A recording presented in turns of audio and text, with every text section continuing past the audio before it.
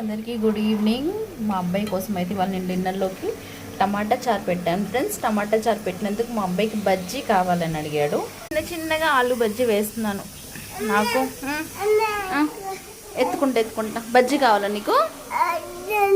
బజ్జీలు అయితే రెడీ అయిపోతున్నాయి. టమాటా చారు రైస్ కూడా వేడివేడిగా పెట్టేశాను, తినేద్దామని చెప్పేసి. ఇంకా నా పొయ్యికి స్టవ్కి సంబంధం ఉండదు ఫ్రెండ్స్, అది సారీ స్టవ్కి వంటగట్టుకి సంబంధం ఉండదు. స్టవ్ ఏమో 4 బర్నాలు, వంటగట్టు చిన్నది. ఏం చేస్తాం, అడ్జస్ట్ అవుతున్నాము. ఇక్కడైతే ఇప్పుడు చూడండి, ఇప్పుడే వేసా.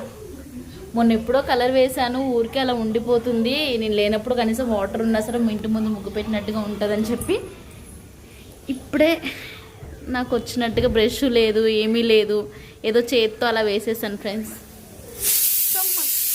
అన్నయ్య అయితే ఎగురుతున్నాడు అంతేనా? ఇంకా డ్యాన్సా?